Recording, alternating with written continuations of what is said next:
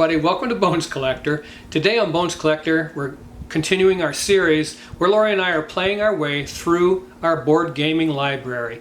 So we're going to play a couple of games, 2 or 3 games each week, and make a video about it and pass it on to you, and I hope you enjoy them. Hey everybody, welcome to Bones Collector. Lori and I just got done playing Ryan Laukatz's Empires of the Void 2. And Empires of the Void 2 came out in 2018. It's a 2 to 5 player game.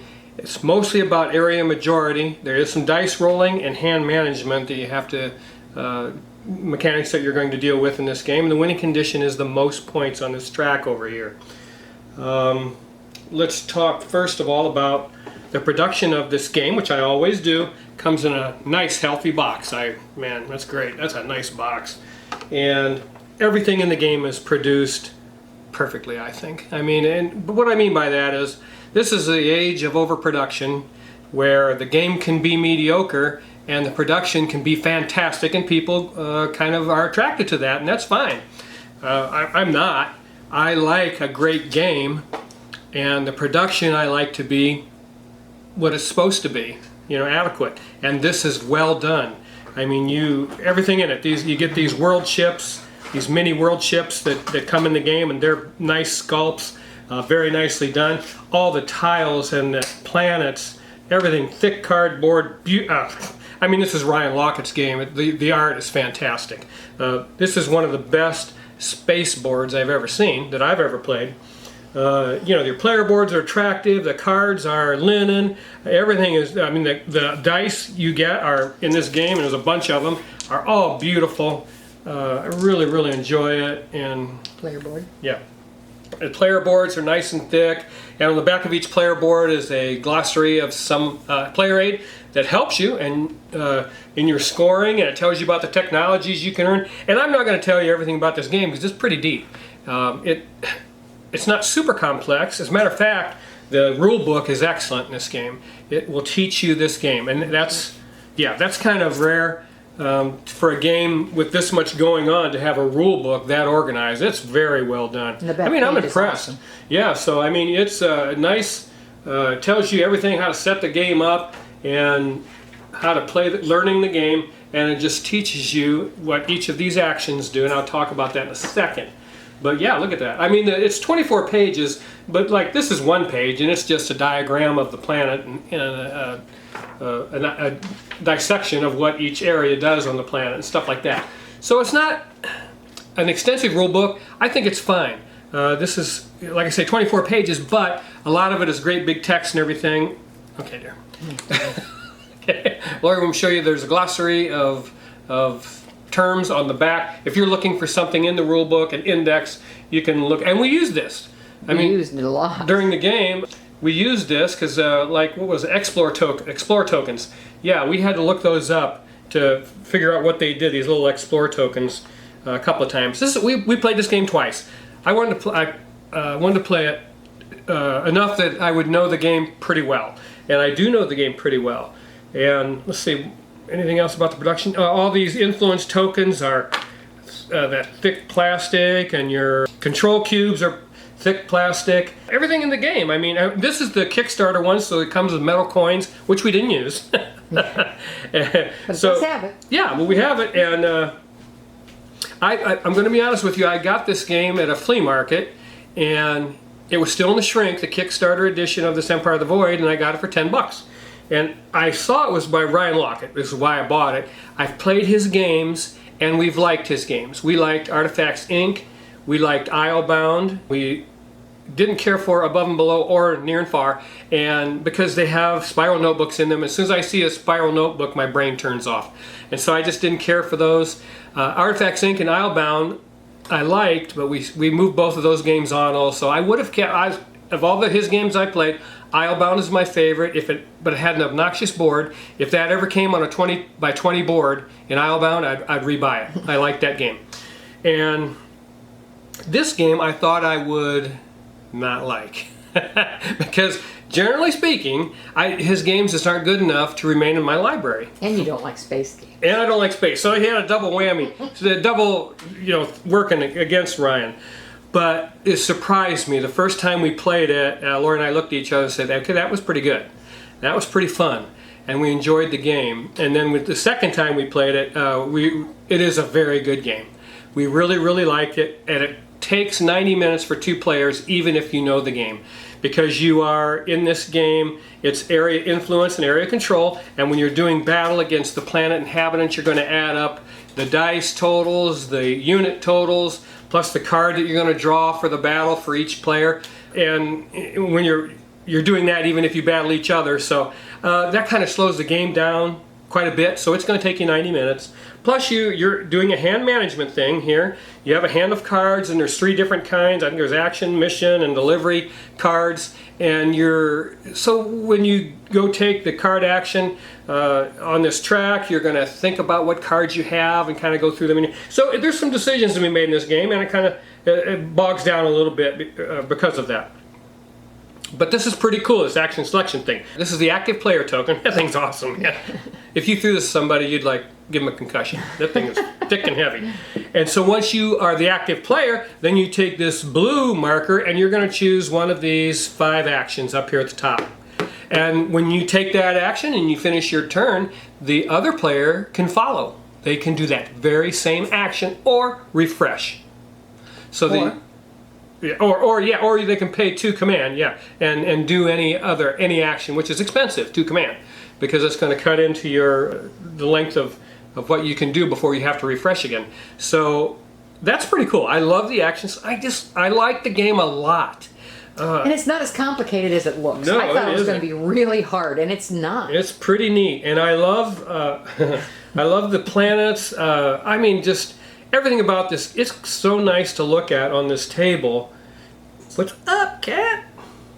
So yeah, Come check it out. It's so nice to look at on the table. I think it's attractive, and the gameplay for the type of game it is pretty smooth and pretty well thought out. It played a lot. Once you get going, it played really easy. Yeah. It wasn't hard to. I mean, I was shocked. Yeah. At the size of the game, It played smooth.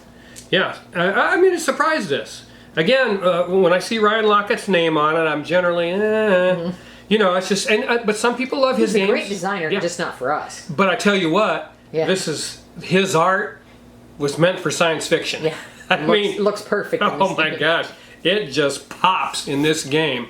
I've played his other games, and I just don't like that art in his other games as much as I do in this game. It is so cool. It is so sci-fi. Because they all look like alien creatures. Yeah, I mean, it was so cool. And you got these world ships that are going to haul around your units that you've recruited, and you're going to go to different planets, uninhabited and inhabited, depending on what you want to do, and make things happen, and trying to get influence and to try to get, well, actually you can get influence with your hand of cards, but you're going to travel around with your ship trying to get control of some of these planets, and that's how you get points in this game. And again, that player aid on the back side of that board it just tells you everything. You just go down that when it's scoring time. Now you have this deck of cards, and this is a timer. This deck of cards, when you've gone through that deck, that's the end of the game. But halfway through this deck, there's a scoring card in there. And when you hit that card, you have to score. Now you can force a scoring because everybody has a colonization card to start the game. So you can force the scoring early if you think somebody's going to come and take influence or control of a planet you have. You can go ahead and say, I want to score right now. That way, when you can get the points for that before somebody takes it from you if you think they're going to do that. But it's a mandatory scoring when you get halfway or thereabouts through that deck. Yeah. You're going to do a mandatory scoring, go down this list, and then once the deck is completely emptied, everybody gets another turn, and then you're going to do another scoring. But we had fun playing it, didn't we? Yeah. Yeah. We had fun playing this. Pleasantly surprised. This is heavier than Islebound. I liked Islebound because it was lighter, so that would be still my favorite Ryan Lockett game. But this is really good for a game of this nature. Area control battling game. It's very good. But here's the thing for us. 90 minutes is a long time. And cubes in the mouth. No. No, don't take it. Get out, cat. No eating cubes. So Toothless wants to, that's my cat Toothless. We just got him recently, 3 weeks now, and he's pretty nosy. He likes board games. But anyways, yeah, this game surprised us. We like it, but I don't think we're going to keep it just because it doesn't play as quick as we like to play. It's too slow for us. We like things a little bit quicker than that. And that being said, though, I mean, I'm definitely going to trade this game away, but it's a wonderful game. Oh, yeah. Yeah, we liked it. I really like it. It's hard to find fault with it, other than it's just not made for us. I actually would keep it, but Oh. we have so many games. We have 170 board games in our library, and most of them, and I would say 95% of those games, play in 60 minutes. This setup in this game, I didn't mention that, is pretty extensive. Even if you have it put away properly, it's going to take you a while to set this game up. But hey, it's a fun game for people who like a game that is area control, that has some battling in it, because you're going to steal areas from people and you're going to steal influence from people in this game. If you want to do well, that's just the way the game's played. Man, it's beautiful to look at, and it does play beautifully. It is a great design by Ryan Lockett. Yeah. I can see why. I think people love this game. Everything I've seen on the internet, everybody loves it. So I was kind of anxious to play it. Again, $10. I thought it was just a great deal, and I think that this is probably his best game design. I would say. I mean, it's just outstanding, and I love the whole. I usually hate space games. This one, I don't know what it is. Well, this it's one's pretty really, for one thing. You're on he the did a planet. great job. Even the action spaces on the board are absolutely incredible looking. I mean, you get lost in this world. Well, Don't you think? I dreaded playing the game. Yeah. Because I thought it's going to be too much, too hard, too many rules. No, you do get lost in the world. Yep. I think it's. It is incredible. I loved it, and it's not that difficult once you learn the rules. It's. Yeah, and, you know, during the course of the game, this is what your player board looks like, and you can get these technologies. Every one of these flags is a point if you can uncover it or make a technology happen, and that's how you get points on your player board. And you're going to have buildings over here covering these up. And once you uncover these, you get more points and more benefits. This one pays you income, so you're going to get more money as you build those buildings on inhabited planets. This is where you build for your world ship, and you can place bases up here that will give you a die and a power when you're doing battle. And then the academies will give you extra command points, which are action points. That is an action point system. So we'll give you extra command points as you're taking, moving and taking actions on the board. But yeah, I mean, this is the Parasites of Sreech. I don't know. The game is fantastic. I would just tell people don't be afraid of it, because Yeah. I was afraid of it. I was intimidated to play it. It looked like too much. Don't be intimidated. It's a fun game. Yeah, and this is another player aid you get here, which tells you the battle steps, so you don't, just to help you along, and unit abilities on the other side. So you have enough player aids, and then the rule book, like I said, is so well organized. Yep. You can learn the game from this rule book, and it's a pretty big game, and that's pretty neat. Because a lot of these big games like this, the rule book is just a mess. I mean, I appreciate this game. Yeah. I do. I appreciate the game for what it is. Ryan Lockett did a wonderful job. I don't know who did the rule book, but it is outstanding. And then the design of the game itself is outstanding. And just, again, you're passing this thing back and forth, taking turns being the active player. You select an action up here, one of these 5, and once you finish your turn, the other player gets to take that same action if they want, or they can refresh or pay 2 command to take any other action. And it just keeps going like that. And that's how your actions selection goes in this game. And you're just moving around, again, trying to get influence and command of different planets. And it's just wonderfully designed. It's pretty smooth. It's pretty smooth. And the game is well regarded and well thought of. And now I see why. Lori and I really enjoyed our time with it. Yeah. Yeah, and that's... it was good. I liked it. Yeah, again, wonderful production. I think it's perfect. Perfect production for what you're... there it goes. Well, that's how I feel sometimes. But perfect production for what this game is. I love this game. That's Empires of the Void. I would recommend it to anybody that loves this kind of area control. Again, it's a really good game. So yeah, that's Empires of the Void by Ryan Lockett. A heck of a game, a heck of a design, an outstandingly organized rule book that will teach you this game just by reading the rule book, and that's rare for a game this big. This is a nice game, folks, And if you get a chance to play it, please do. And that's today's video. And I love every one of you. Keep on board gaming. It's the best hobby on the planet because of games like this. See you later. My dinner's ready. Hey everybody, welcome to Bones Collector, and today Lori and I just got done playing First Rat. First Rat is a 2022 title by Virginio Gigli and Gabriele Agiello. I don't know if Gabriele Agiello is a man or a woman, because a lot of times those names in European names are male when they sound female, and vice versa. So it's for 1 to 5 players, and it plays in about 30 to 75 minutes. It's a point-to-point movement game with resource management and contract fulfillment, and the most points wins the game.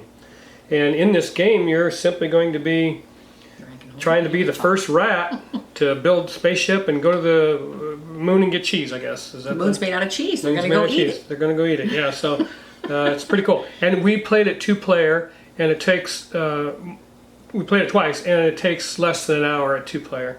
And it plays 1 to 5, and I have a feeling that 3 and 4 players, it might be a little better. I mean, it's good at 2, but I think it would be a little better with more players. So we'll have to try that out. Because they'd be blocking more spaces. Yeah, so I think it'd be a little more fun that way. But it's fun. No, this was a blast. Absolutely can play it. Play it at 2. Component-wise, it's Pegasus Spiel, so they have those pretty flimsy boxes, but not bad. I mean, it's not too bad. It's not horrible.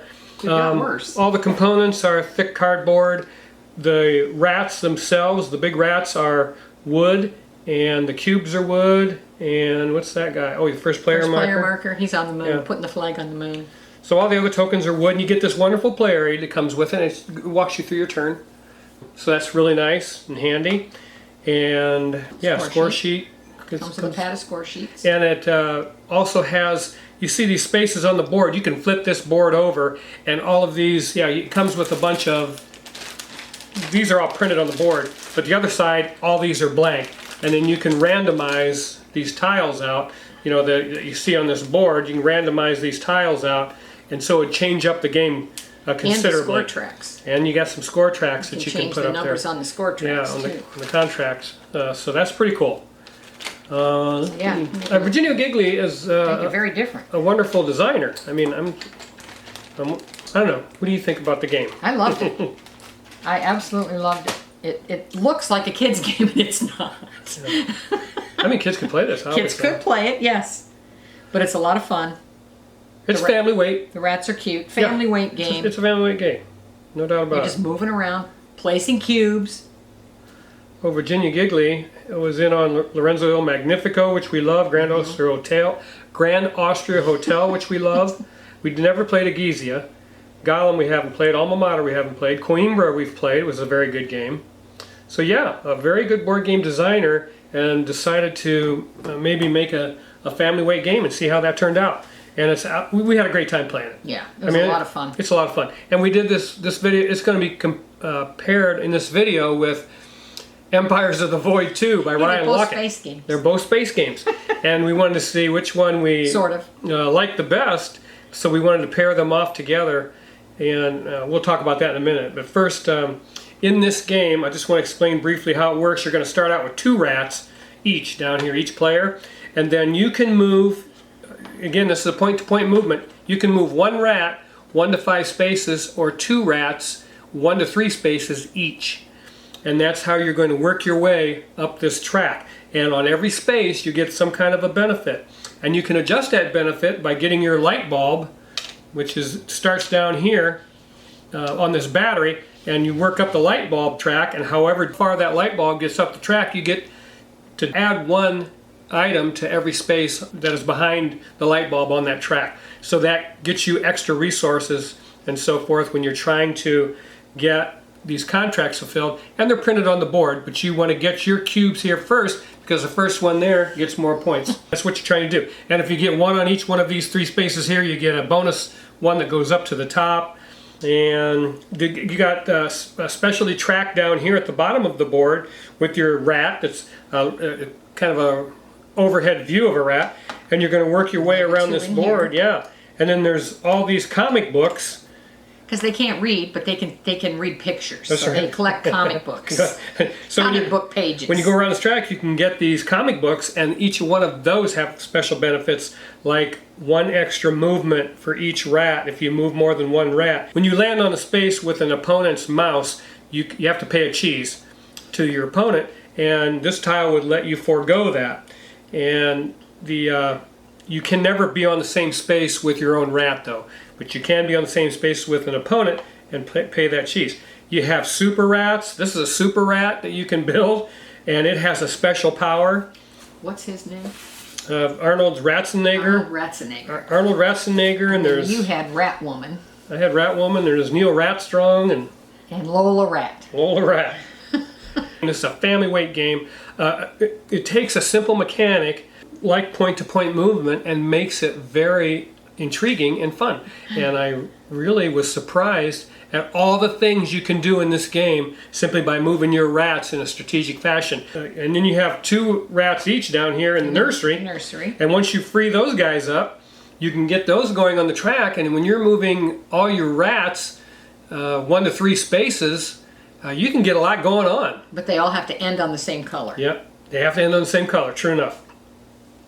And unless you get this tile that makes green and orange, or makes you orange, or green and orange colorblind. Colorblind, yeah, they're equal, so you can have your rats on green and orange. So there's a lot going on. You have these special bottle caps that give you. And they collect bottle caps. Yeah, those are bonuses. And they have a cost. There's 3 shops you can buy things from as you're going up this track. And you can pay cheese to get the items there, or you can steal, like a rat. You can steal that item, but your rat has to go back to start. If he steals. Yeah, if he steals. And that's pretty cool, because most people do steal. I mean, these things are expensive. We've got Harry the Hamster's shop, and Zippy the Frog. Zippy the Frog. And Madcap Crow. Those are the 3 shops along the way. Madcap Crow. And Madcap Crow is where the bottle caps are, which are endgame bonuses, and that's 12 cheese to so get you that. have to steal up there, because that's expensive. That's expensive. He charges too much. So you got to treat him like Unless the rat you have you Rat are. Woman. Rat Woman's not allowed to steal. Yeah. She can't back up, so... But there's there's these energy drinks in this shop over here, and any one turn you can spend this, and it gives you 2 times the resource gathering that is happening on your turn. And that's pretty cool. And you can't forget to use it like Lori did. Yes, I forgot because last that turn. probably cost her the game. And then this guy sells backpacks over here. It didn't cost me the game, because you beat me by a lot, but No. would have got me more score. But yeah, He sells backpacks that allow you to have extra every time you land on certain colors. pretty cool. There's tunnels you can go through and take shortcuts. Yeah, like But you have- Candyland. or But something. you have to pay for those unless you have a tile that says you can go through the tunnels for free. That's not out this time. Yeah, there's more than 6 down here, so that's not all the same tiles come out every time. But yeah, it's pretty cool. And you can get, what is it? You have to gather vinegar, baking soda, peas, calculators. These are the resources you're going to gather and turn into fulfill contracts. And that's pretty fun stuff. Because they use baking soda and vinegar to make their fuel. Yeah. And then their cargo bay is made out of tin cans and baking soda. And their nose cone is made out of tin cans and a calculator, Yeah. so they can figure out where they're going It's pretty cool. to calculate their trip. Yeah, you're building the ship. You're building the ship. These rats, they're brilliant. And then they're storing Crazy food rats. for the trip. You can store food there for the trip. That's your provision traps, and you put your cubes on there, and that simply costs 10 cheese every time you do that. Yeah. And then you see these gray cubes on there; those are blockers And the for gray the mice, and the gray gray rats, mice for yeah. the rats, yeah, for the 2-player game. And then once you get up to the end of this track, and you get on this The Ratronaut. the Ratronaut, you're taking off, yeah. So and there's again, the first one there gets 10 points, second one there gets 7, and then after that everybody gets 6. So you kind of want to get there and get that 4 extra points. It's not the end of the world if you don't, but that's pretty neat to get up there and get that. So I mean, this is a game that's really, really well designed because it does what it sets out to do. It's a lightweight game that you can learn and teach your family, and those games seem to be kind of difficult to find. I mean, that are well good. done. Yeah. That are good. There's lots of family games out there that aren't real good. This one's really good. And again, the double-sided board makes the game replayable. I mean, look at this. We got little cockroaches coming out of all the tunnels. Yeah, the art on the board is There's pretty garbage. cool. There's somebody's deflated soccer ball. There's Yeah. just garbage. Well, it's a junkyard, right? You're It's in a a junk- junkyard, and they're picking up all the stuff to make their spaceship. Yeah, you're in a junkyard, and these rats are creative and smart, and they're making something out of nothing. And that's They're going to the moon. they're going to the moon because it's made of cheese. It's a rumor. They want to go up there and check it out. And we wanted to play this game and for quite a while, and finally found a decent price on it. Somebody had it on sale, so we picked it up. Amazon. We've got it on Amazon. For $28, I think, something like that, because we're cheap. But we find ourselves enjoying games like this more often than not. I mean, we have some games that are heavier, obviously, but sometimes this is just a lot of fun. And I can see us playing this for the rest of our lives. It's very fun. And again, I would like to try it with more players because it'd be better even. Well, and I think new players could pick this up too. Yeah. I mean, we just played this. We just played Empires of the Void yesterday, Yeah. which was a really good game. But if they were both sitting on the shelf side by side, I'd pick this one. I mean, you can have half this game played by the time you get that one set up. That's right, yeah. So Yeah, Empires of the Void is an excellent game. it was a great game. I was surprised both of us. Yes, very surprised. But you'd have to be in the mood for Yes. that one. This one, you don't have to be in the mood. It would take a while to get that one to the table. That game was, just by comparison, though, that game wasn't as heavy as No. I thought it was going to be. I thought it was going to be a lot heavier as well. I thought it was going to be more rules heavy than it was. Ryan Lockett did a nice job with that game, Empires of the Void 2. If you haven't, hopefully Yeah. you watched the whole video. But that game surprised us, and it was one of the prettiest games we've had on the table in a long time.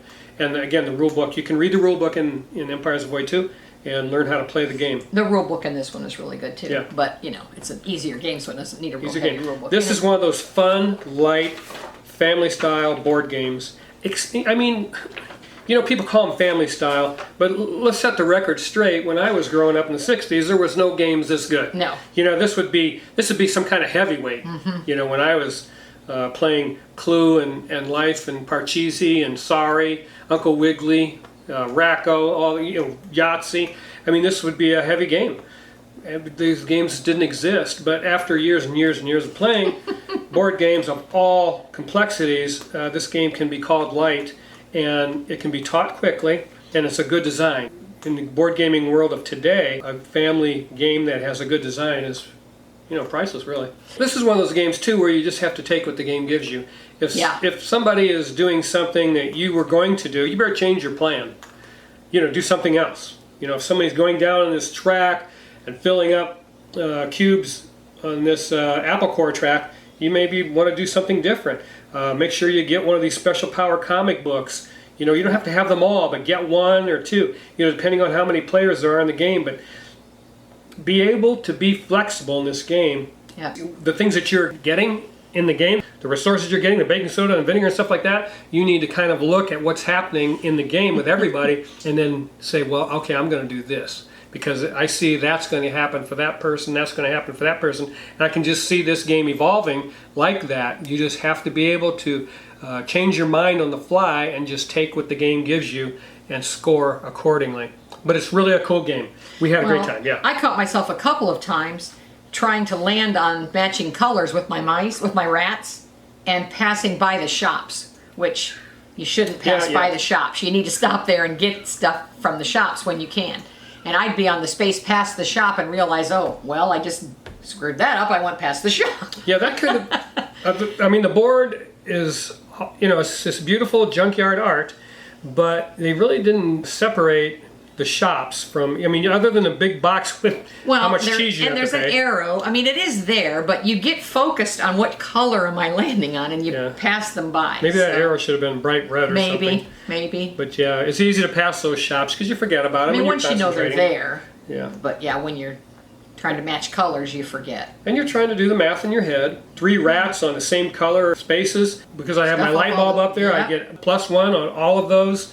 And when I finish that turn, I can see I'm going to turn them in and fulfill this particular contract up on the board. And you're just thinking like that in terms of what you're accomplishing things on the fly in this game. And because it goes very quickly. Yeah. The first game, not knowing how to play, we played in 50 minutes. Yeah. So it's Even with 3 and 4 players, I think it would go It very would go fast. pretty quick. Yeah. Yeah. It's just that kind of design, and it's just a lot of fun. Yeah, so we're going to keep this game for sure. Yeah. This is one, again, you'll pull off the shelf, and you don't have to be committing 2-3 hours to a board game. Yeah. I just want to throw a board down on the table, throw out a bunch of parts. I don't want to read a big book or a story because I really don't care. I just want to know that the rats are going. They've heard that Going to the moon. Yeah, the moon's made of cheese, and they live in a junkyard. They're gathering parts, and they're going to build a spaceship and get the hell out of here.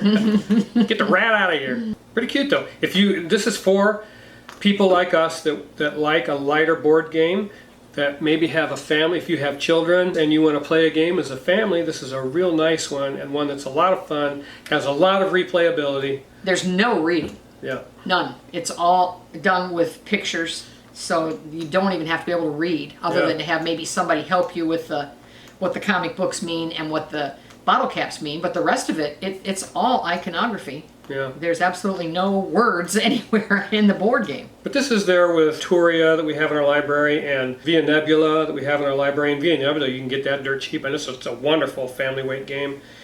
And Camelot, probably. That kind of thing. But yeah, it's family weight, but for us to play it together, there's enough here to think about and strategize, to not just be a light fluff game that you're running through. Yeah. There's a lot going on that you need to think about. And we have another game with this complexity coming soon called Hickory Dickory. We'll have that this week, and we'll play that and see what we think about that. Looking forward to that one too. Because I'm attracted to those kinds of games now. I want them to have a nice theme that's colorful and cheery. I don't really care for dark and dismal. Then we can talk about what we're making for dinner while we're playing. I like that.